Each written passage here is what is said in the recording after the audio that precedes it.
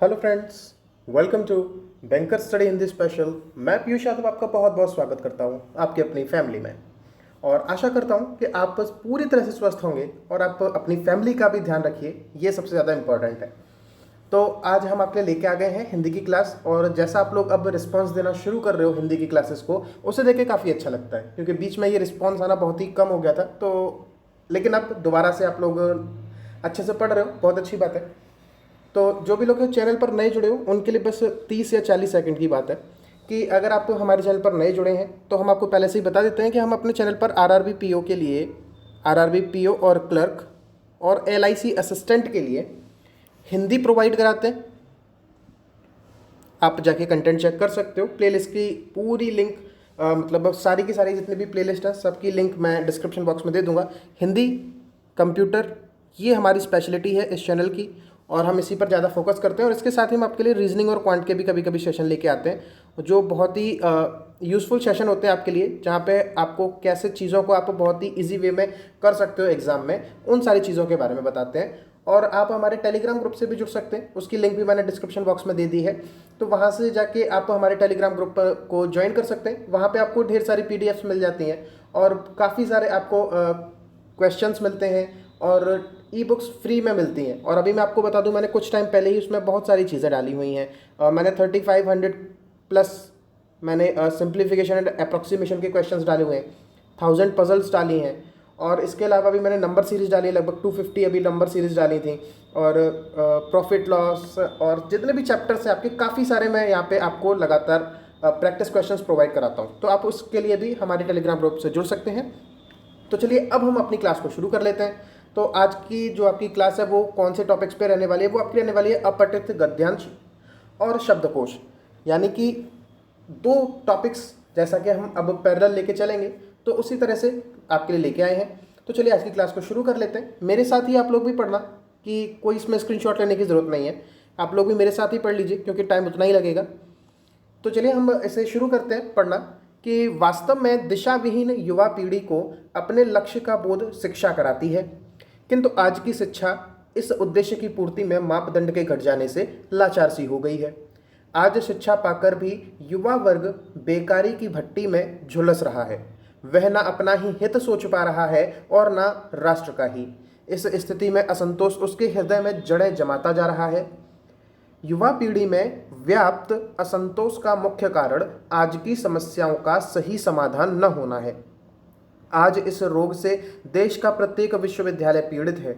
इस असंतोष के कारण एवं निदान इस प्रकार हैं। ठीक है, तो चलिए अगली स्लाइड पे देख लेते हैं क्या लिखा है। और सबसे पहले जो आपके कारण और निदान है उसके बारे में बात की जा रही है कि पहला है आपका राष्ट्र प्रेम का अभाव। विद्यार्थी का कार्य अध्ययन के साथ साथ राष्ट्र जीवन का निर्माण करना भी है, किंतु वह असंतोष में बह जाने से भटक जाता है। देश से प्रेम करना उसका कर्तव्य होना चाहिए। और फिर अगला आपसे कहता है कि उपेक्षित तथा लक्ष्य विहीन शिक्षा। आज हृदयहीन, यहाँ हृदयहीन होगा, आज हृदयहीन शिक्षकों के कारण युवा शक्ति उपेक्षा का विषपान कर रही है। आज सरकार की लाल फीताशाही विद्यार्थियों को और अधिक भड़का रही है। शिक्षा का दूसरा दोष उद्देश्य रहित होना है। आज का युवक शिक्षा तो ग्रहण करता है, किंतु वह स्वयं यह नहीं जानता कि उसे शिक्षा पूर्ण करने के बाद क्या करना है। स्वतंत्र व्यवसाय के लिए कोई शिक्षा नहीं दी जाती। आज सरकार को अध्ययन के उपरांत कोई प्रशिक्षण देकर विद्यार्थी को अपने कार्य में लगाना चाहिए। अगली स्लाइड पढ़िए कि भ्रष्ट शासन। आज जनता द्वारा चुने हुए एक से एक भ्रष्ट प्रतिनिधि शासन में पहुंचते हैं। चुने जाने के बाद ये प्रतिनिधि रिश्वत द्वारा धन जमा करते हैं और जनता के दुख दर्दों को ताक पर रख देते हैं। लाल फीताशाही चाहे अत्याचार ही क्यों न करे, ये नेता इसको बढ़ावा देते हैं। फलतः युवा वर्ग में असंतोष की लहर दौड़ जाती है। विकृत प्रजातंत्र, ये इसके बारे में आपसे बताया जा रहा है कि आज़ादी के बाद हमारे राष्ट्रीय कर्णधारों ने लोकतांत्रिक व्यवस्था को अपनाया। ये नेता भ्रष्ट तरीकों से अनाप शनाप धन व्यय कर शासन में पहुंचते हैं, फिर स्वयं को जनता का प्रतिनिधि न समझकर अपने कर्तव्य पालन से बचते हैं, जबकि राजपुत्र को नम्रतापूर्वक छात्रों को समझाकर किसी उत्पन्न समस्या का समाधान करना चाहिए। जी बिल्कुल सही बात कही जा रही है कि आपने भी देखा होगा कि अभी जो चुनाव वगैरह हुए, यूपी में जो पंचायत चुनाव हुए, बंगाल में जो चुनाव हुए, उसके बाद आपने देखा था कि किस तरह से सेलिब्रेशंस हुए। तो एक बात आपने कभी सोची कि ये जो सेलिब्रेशंस हो रहे हैं वो क्यों हो रहे हैं? अगर ये जो जितने भी प्रतिनिधि चुनकर आते हैं, अगर इसका मूल उद्देश्य अगर देखो लोकतंत्र की व्यवस्था के हिसाब से, तो ये जनता के सेवक बनते हैं, अर्थात जनता के नौकर बनते हैं। तो कोई व्यक्ति किसी का नौकर बनने पर इतना खुश क्यों होता है? समझने वाली बात है ना, क्योंकि हमारा जो लोकतंत्र है वो केवल दिखावे का लोकतंत्र है। असल में ये पूरी तरह से भ्रष्ट हो चुका है। लोग सिर्फ और सिर्फ इसमें पैसा कमाने के लिए ही आते हैं। तो ये चीज़ अब बहुत ज़्यादा ख़राब है, और आने वाले टाइम में शायद चीज़ें सुधरें कि जितने लोग पढ़ेंगे लिखेंगे तो उतना शायद चीज़ें अच्छी होती जाएंगी। तो चलिए अगली स्लाइड को देखिए। अगला आपसे कारण क्या बताया जा रहा है? विकृत चलचित्र जगत। आज चलचित्र यानी कि क्या, जो भी आप टीवी पर देखते हो, जितने भी वीडियोस हैं वो सारा चलचित्र कहा जाता है, ऐसे चित्र जो चलते हैं, ठीक है। तो आज चलचित्र जगत बड़ा ही दूषित है। आज हर चित्र में मारधाड़ और कामुकता तथा जोश के चित्र दिखाए जाते हैं। वस्तुतः चलचित्र का उपयोग विद्यार्थी को ज्ञान तथा अन्य विषयों की शिक्षा के लिए होना चाहिए, बिल्कुल होना चाहिए। जैसे पुराने टाइम पे रामायण और महाभारत ये चीज़ें दिखाई जाती थी, लेकिन आज के टाइम पे तो जो मूवीज़ भी बनती हैं उसमें वो लोग इतना अश्लीलता परोस देते हैं कि उन्हें लगता है कि उसके बिना उनकी मूवी चल ही नहीं सकती है। तो आज की सारी चीज़ें बहुत ही ज़्यादा ख़राब हो रही हैं, जो हमारे जैसे विद्यार्थियों पे और हमसे जितने भी छोटे बच्चे हैं, जो बहुत छोटे छोटे बच्चे हैं, इवन उनके अंदर भी ये बहुत बड़ी बड़ी बुराइयां पनपने लगी हैं। अगला देखो कि समाचार पत्र तथा आकाशवाणी, ये दोनों युवा समाचार पत्र तथा आकाशवाणी, इनके बारे में अब आपसे कहा जा रहा है कि ये दोनों युवा पीढ़ी के लिए वरदान के साथ साथ अभिशाप भी हैं। बिल्कुल, क्योंकि समाचार पत्र सब लोग कहते हैं सर न्यूज़पेपर कैसे पढ़ें, तो वरदान तो है, लेकिन अभिशाप कैसे है उसे बताएंगे अभी। ये कि जहां एक विश्वविद्यालय के विद्यार्थी असंतुष्ट हुए नहीं कि समाचार पत्रों एवं आकाशवाणी के माध्यम से यह खबर सभी जगह फैल जाती है, बिल्कुल, जिससे युवा पीढ़ी में आक्रोश भड़क उठता है। सरकार को ऐसे समाचार पत्रों पर प्रतिबंध लगा देना चाहिए। ठीक है, अगली स्लाइड देखिए, ये आपकी लास्ट स्लाइड है। इसमें आपसे कहा जा रहा है कि आज शासन सत्ता के विरोधी दल विश्वविद्यालय के विद्यार्थियों को भड़काकर अपना उल्लू सीधा करने में लगे हैं। बिल्कुल यही होता है कि कोई भी सत्ता में हो, लेकिन जो विपक्षी दल होता है वो हमेशा भड़काने का काम करता है। हाँ, कभी कभी चीज़ें खराब सरकार भी कर रही होती है तो वहाँ चीज़ें ठीक है, लेकिन हमेशा आपने देखा होगा कि सरकार अगर कोई भी निर्णय लेके आई है तो उसका विरोध हर बार कोई ना कोई विपक्ष करेगा, चाहे वो चीज़ें सही हो या ना हो, फिर वो चाहे कोई भी सत्ता दल हो, और ये हमेशा से होता आया है। सांस्कृतिक संस्कारों का अभाव, आज युवा पीढ़ी में सांस्कृतिक संस्कारों का अभाव है, जिनके कारण वे दूसरों को अपने से अलग समझकर उन पर आक्रोश करते हैं। यहाँ ये बात बहुत बड़ी बात कह दी गई है कि जिसके कारण वे दूसरों जो संस्कार है ना आपके, वो चीज़ बहुत ज़्यादा इफेक्ट डालते हैं। आपने आज से पहले कुछ समय तक देखा होगा, लगभग 8 से 10 साल पहले ये बहुत ज़्यादा हिंसा या हिंदू मुस्लिम देश में नहीं होता था। जो हिंदू मुस्लिम है वो नहीं होता था कि सब लोग अपने आप को भारतीय कहकर पुकारने में अच्छा महसूस करते थे। लेकिन आजकल क्या होता है कि हिंदू और मुस्लिम पता नहीं कैसे लोगों की मानसिकताओं में परिवर्तन हुआ, और वे लोग अपने आप को देश ना समझ के, हम लोग आजकल अपने आप को देश ना समझ के हम अपने आप को किस में बांट लिया कि मैं हिंदू हूँ और मैं मुस्लिम हूँ, कि अब जो भी हिंदू कुछ भी करेगा वो गलत कर रहा है, अगर मुसलमान ये सोचेगा तो, और हिंदू भाई क्या सोचेगा कि मुसलमान कुछ भी करेगा वो गलत करेगा। तो लेकिन यहाँ पर दोनों ही चीज़ें खराब है, क्योंकि मुस्लिम भी अपने आप में काफ़ी अच्छे होते हैं। क्योंकि इसका एग्जाम्पल है कि अगर हम आज दूसरे देशों को आंख दिखाते हैं, हम अपने अगर दूसरे देशों को आंख दिखाते हैं कि हम बहुत शक्तिशाली हैं, तो किसकी वजह से दिखाते हैं? अब्दुल कलाम की वजह से दिखाते हैं ना, इन्हीं की वजह से दिखाते हैं। तो वही चीज़ है कि हमें हर चीज़ चाहिए, लेकिन संस्कारों के साथ चाहिए। संस्कारों के साथ अगर कोई भी धर्म हो वो हमेशा बहुत अच्छा करेगा, लेकिन जहाँ संस्कार नहीं होंगे तो वहाँ हिंदू धर्म क्या, वहाँ मुस्लिम धर्म, सिख धर्म, ईसाई धर्म, कोई भी धर्म हो, जहाँ संस्कार नहीं है वहाँ चीज़ें खराब होंगी। तो चलिए अब इनके ऊपर क्या क्वेश्चंस बन रहे हैं उनको जरा देख लेते हैं। तो सबसे पहला आपका क्वेश्चन क्या है कि गद्यांश में प्रयुक्त मुहावरे ताक पर रख देना, ताक पर रख देना का आपको अर्थ बताना है कि ताक पर रख देना इस मुहावरे का क्या अर्थ होता है, बताइए। ताक पर रख देना, तो सर एक बार ऐसा करते हैं कि वहाँ पे अभी तो ऐसा समझ में नहीं आ रहा है, तो हम एक काम करते हैं कि हम जहाँ पे ये ताक पर रख देना मुहावरा यूज़ हुआ है वहाँ की लाइंस को पढ़ के देखते हैं, तो वहाँ से आप अपना एक सेंस डेवलप करेंगे कि इसका ये अर्थ हो सकता है। तो ताक पर रख देना कहाँ था? ताक पर रख देना यहाँ पर लिखा हुआ है। तो इस सेंटेंस को एक बार पढ़ लीजिए कि चुने जाने के बाद ये प्रतिनिधि रिश्वत द्वारा धन जमा करते हैं और जनता के दुख दर्दों को ताक पर रख देते हैं, जनता के दुख दर्दों को। अब वहां पे हम उसका अर्थ देखेंगे कि कौन सा अर्थ यहाँ पर सेटिस्फाई कर जाएगा कि जनता के दुख दर्दों को, जनता के दुख दर्दों को अपने से दूर कर देते हैं, शायद हो। किसी वस्तु का प्रयोग करना, जनता के दुख दर्दों का तो प्रयोग करेंगे नहीं, तो ये तो गलत। किसी बात की अनदेखी करना, यानी कि जनता के दुख दर्दों की अनदेखी कर देते हैं, ये भी हो सकता है। और उसके बाद किसी का त्याग कर देते हैं, जनता के दुख दर्दों का त्याग कर देते हैं, ऐसा तो नहीं है, ये कोई सेंस बनेगा भी नहीं। और जनता के दुख दर्दों के साथ मनमाना व्यवहार करते हैं, ये भी नहीं बनेगा। तो सर दो हो सकते हैं, या तो जनता के दुख दर्दों से अपने को अपने से दूर कर देते हैं। अपने से दूर तो वो तो वैसे ही दूर है ना, जो जनता के दुख दर्द हैं, दुख दर्द तो सबके अपने अपने अलग अलग होते हैं, तो किसी दूसरे का दुख दर्द आप कैसे दूर करोगे, अपने से दूर कैसे करोगे, वो तो आपके पास पहले से ही नहीं है। तो इसका सही आंसर क्या होगा कि जनता के दुख दर्दों की अनदेखी करते हैं। किसी बात की अनदेखी करना, यानी कि कौन सी बात की, जनता के दुख दर्दों की अनदेखी करना। तो यहाँ से आप सेंस डेवलप करके भी आंसर टिक कर सकते थे। अदरवाइज अगर आपको याद होता है कि ताक पर रख देना इस मुहावरे का क्या अर्थ होता है, तो इसका अर्थ होता है किसी बात की अनदेखी करना। ठीक है, तो मैंने आपको दोनों तरीके से बता दिया। याद है तो हाल टिक करोगे, अगर याद नहीं है तो किस तरीके से आप इसे सेटिस्फाई करोगे अपने ऑप्शन को, तो वो मैंने बता दिया कि आप गद्यांश में जाके सेंस को पकड़ो। और ये सारा कुछ किससे आ रहा है, रीडिंग से आ रहा है। तो जितना आप लोग ज़्यादा रीडिंग करोगे उतना चीज़ें आपके लिए बहुत सिंपल हो जाएंगी। अगला क्वेश्चन देखो कि गद्यांश में प्रयुक्त अभाव, अभाव का आपको क्या बताना है, विलोम शब्द बताना है। अभाव का आपको विलोम शब्द बताना है, बताइए अभाव का विलोम शब्द क्या होगा। अभाव का विलोम शब्द बाहुबली तो नहीं होगा, भाव भी नहीं होगा। अब देखो बाहुल्य, पूर्णता और वृहद, वृहद का मतलब होता है बड़ा, तो ये भी नहीं होगा। अब आता है बात बाहुल्य, बाहुल्य का मतलब होता है अधिकता, और पूर्णता का मतलब होता है पूर्ण। अब यहाँ पे बच्चों पे जाएगा कन्फ्यूज़न कि सर पूर्णता भी लगा सकते हैं कि किसी चीज़ की कमी है, वो चीज़ पूर्ण हो गई। और यहाँ पे हमने लगा दिया बाहुल्य, बाहुल्य का मतलब है अधिकता। तो ये बताओ आपसे क्या पूछा जा रहा है, आपसे विलोम शब्द पूछा जा रहा है ना।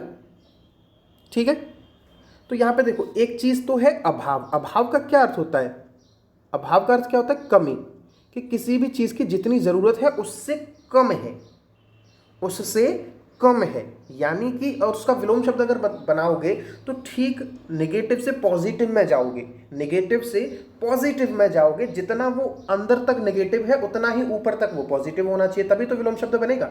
तो अभाव का अर्थ अगर कमी है कि किसी भी चीज़ की जितनी ज़रूरत है उससे कम है, तो इसका अपोजिट क्या बनेगा कि हमें जितनी भी चीज़ की ज़रूरत थी उससे चीज़ ज़्यादा हो। यही तो आपका विलोम शब्द बनेगा, बनेगा कि नहीं, कि जितना मैं नेगेटिव में हूँ, जितना मैं नेगेटिव में हूँ, तो मुझे अगर इसका विलोम शब्द चाहिए तो मैं उतना ही ज़्यादा पॉजिटिव में जाऊँ, तभी तो आपका विलोम शब्द बनेगा। अगर आपने पूर्णता कहा तो आप पॉजिटिव तक तो गए, आपके पास कमी थी, आप पॉजिटिव तक गए कि मेरे पास जितनी चीज़ की मुझे ज़रूरत थी उतनी मुझे हो गई।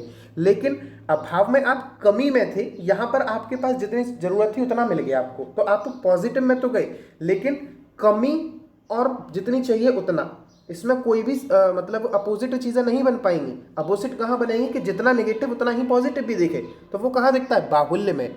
बाहुल्य का अर्थ क्या होता है, अधिकता। तो हमारा यही आंसर हो जाएगा। ठीक है, यहाँ तक किसी को कोई दिक्कत नहीं होनी चाहिए, बहुत अच्छे से समझाया मैंने कि अभाव का विलोम शब्द बाहुल्य क्यों होगा और पूर्णता क्यों नहीं होगा। ठीक, अगले क्वेश्चन को देखो कि गद्यांश में प्रयुक्त शब्द व्याप्त, इस व्याप्त का आपको समानार्थी शब्द बताना है। व्याप्त का समानार्थी शब्द बताइए। रहित, रहित तो शब्द वैसे भी नहीं हो सकता कि, क्योंकि रहित का अर्थ ही होता है कि वो चीज़ ना होना, तो रहित नहीं होगा। व्याप्त मतलब कोई भी चीज़ फैली हुई है, मतलब है वहाँ पे, मतलब एग्जिस्ट कर रही है, तो पर्याप्त तो नहीं होगा। अब सहित, सहित का क्या अर्थ होता है, सहित का क्या अर्थ होता है कि किसी भी चीज़ के साथ होना, किसी भी चीज़ के साथ होना, किसी भी वस्तु के साथ होना, किसी भी बात के साथ होना। लेकिन यहाँ पे व्याप्त का क्या अर्थ है कि वो चीज़ एग्जिस्ट करना, तो एग्जिस्ट करना और साथ होना ये चीज़ तो गलत है, हमें समानार्थी देखना है। अब दो वर्ड आपके फिर से बच के, एक विद्यमान एक फैला हुआ।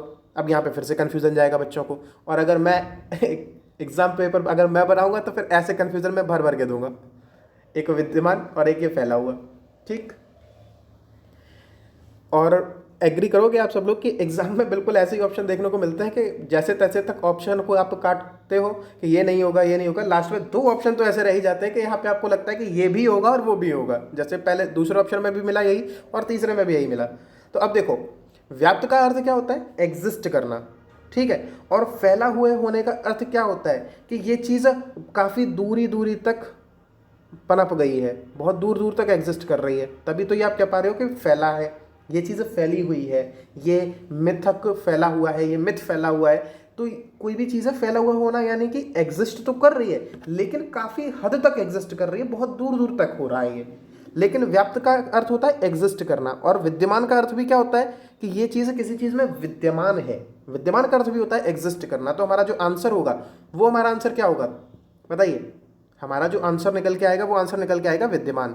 ठीक, अब इस चीज़ को बिल्कुल भी भूलना मत, बहुत अच्छे से बताया कि फैला होना इस तरह से फैला है। ठीक है, कोई चीज़ एग्जिस्ट कर रही है लेकिन दूर दूर तक मतलब उसके बारे में लोगों को पता लग रहा है।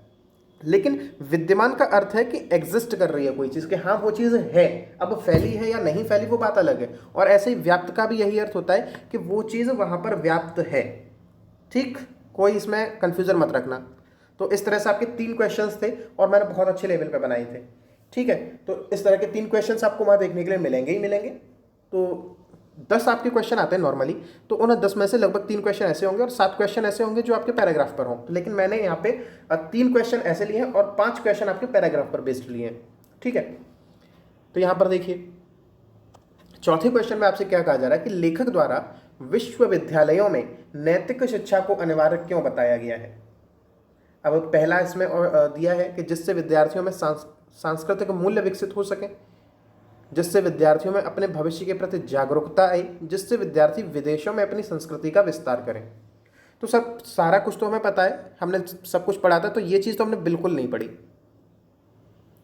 क्या आपने ये कहीं भी पढ़ा कि जिससे विद्यार्थी विदेशों में अपनी संस्कृति का विस्तार करें? विदेशों की तो बात ही नहीं हुई, तो ये तो आपका गलत हो जाएगा।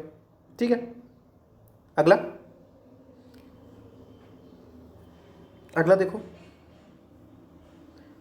अब यहाँ पे कितने बच्चे कह रहे हो कि केवल 1 होगा, कितने कह रहे हो केवल 2 होगा, ये तो ऑप्शन ही नहीं होगा, और कितने कह रहे हो 1 और 2 दोनों होंगे। अगर आप ये टिक कर रहे हो कि 1 और 2 दोनों होंगे, अगर आपने ये टिक किया है तो आपका ये क्वेश्चन सही नहीं है, आंसर सही नहीं है। ठीक, तो यानी कि या तो केवल 1 है या फिर केवल 2 है। अब यही चीज़ आपको भी ढूंढनी है। वहाँ पे भी आपको ऐसे ही क्वेश्चन देखने को मिलेंगे कि आपको पता ही नहीं लगेगा कि ये चीज़ मैंने कहाँ पढ़ी थी। समझ रहे हो, आपको ये चीज़ पता नहीं लग पाएगी कि ये चीज़ आपको मैंने कहाँ पर पढ़ा था। अब देखो इसमें, चलो पैराग्राफ की तरफ चलते हैं। आप भूल गए होगे पैराग्राफ, जो बड़ा ही इतना ही था। चलिए इसमें कहाँ किस किस चीज़ों की बात हो रही है कि वास्तव में दिशाविहीन अपने लक्ष्य का बोध कराती है। इसमें देखो हर जगह ये देखो कि किन चीज़ों की बात हुई है। देखिए किन किन चीज़ों की बात हुई है। असंतोष की बात हो रही है, और समस्याओं के सही समाधान न मिलना पाने के कारण असंतोष की बात हो रही है। असंतोष की बात हुई है अभी तक। राष्ट्र के हित न सोच पाने की बात हुई है। ठीक है, आगे चलिए। यहाँ पे राष्ट्र जीवन की बात हुई है, उसका क्या कर्तव्य होना चाहिए उसकी बात हुई है। लक्ष्य विहीन शिक्षा की बात हुई है। अब अगर आपने पूरा ढंग से अगर पढ़ लेंगे एक बार, अगर आप दोबारा से इन चीज़ों को देखेंगे तो फिर आपके सामने आपको पता लगेगा कि यहाँ पर हमने कहीं भी इस वाक्य को नहीं पढ़ा। हमने भविष्य के प्रति उनके अंदर कोई जागरूकता आई विद्यार्थियों के प्रति, ये चीज़ आपने कहीं नहीं पढ़ी। आप पूरा पैराग्राफ पढ़िए, आपको ये चीज़ बिल्कुल नहीं पढ़ने में आएगी कि कहीं भी इन चीज़ों की बात हो रही हो कि विद्यार्थी भविष्य के लिए अपना कैसे भविष्य को सुधारेंगे। हर जगह बात हुई है तो यही बातें हुई है कि वो अपने असंतोष के उनके क्या कारण हैं, उनके जो सांस्कृतिक मूल्य हैं उनको वो कैसे ठीक करें, इन्हीं चीज़ों की बात हुई है। तो हमारा जो आंसर होगा केवल 1, ये हमारा सही आंसर हो जाएगा। ठीक है,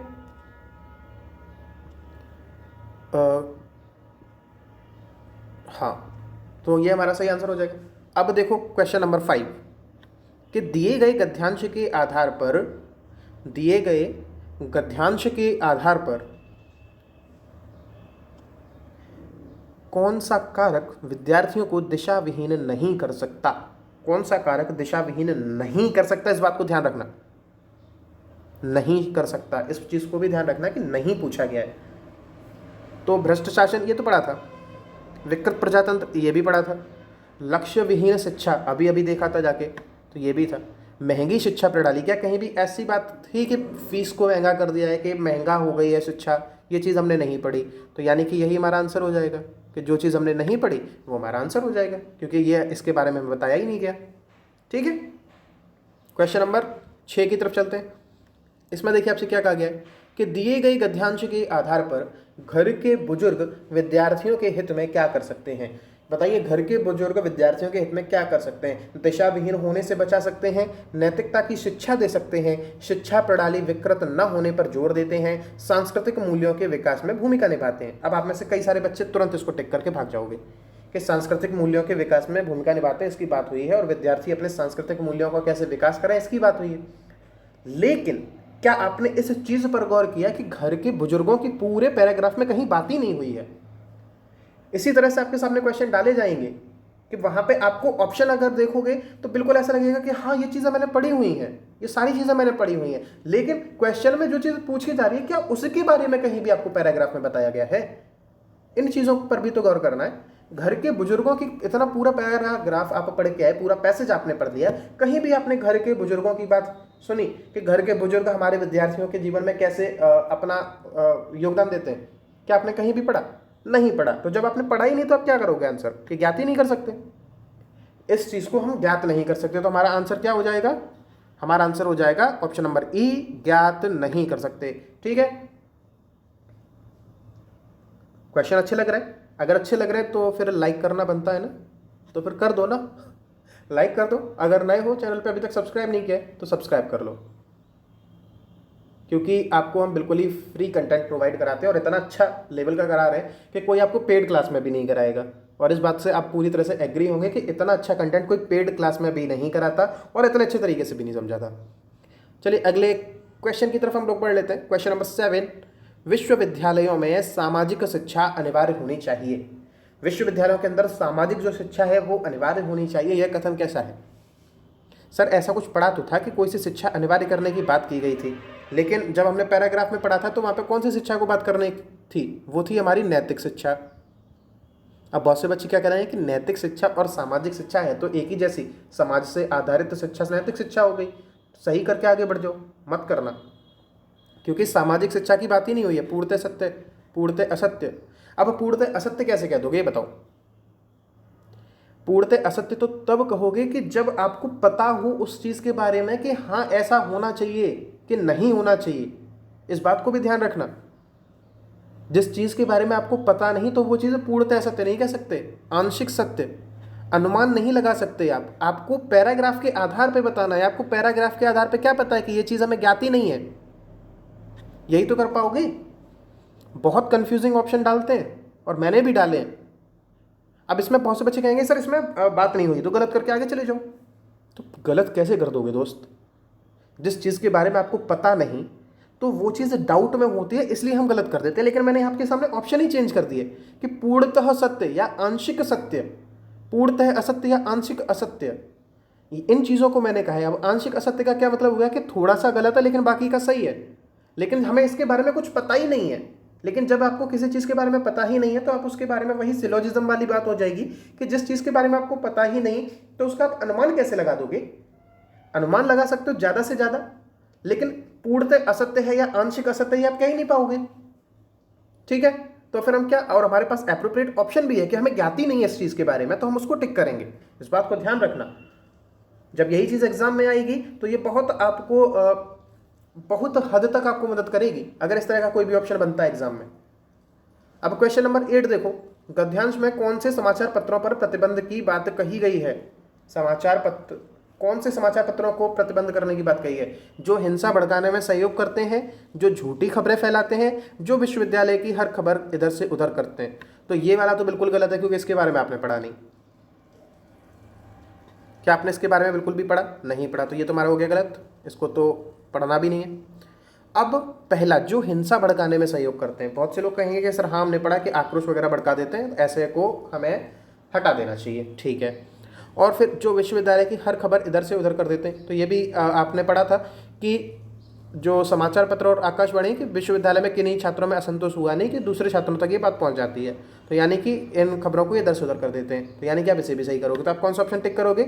ऑप्शन नंबर 1 और 2 दोनों। और जैसे ही आपने ये टिक किया आपको जाएंगे माइनस नंबर। समझ में आया? अब फिर से वही बात कि सर ऐसा कैसे हो गया, ऐसा इसलिए हो गया। देखो पहले तो ये ऑप्शन काट दो।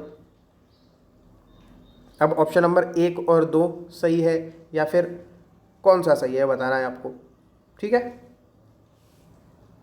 यहाँ पे आपके सामने एक ऑप्शन और रखना चाहिए था कि कोई नहीं, ये आपका ऑप्शन होता है कि कोई नहीं।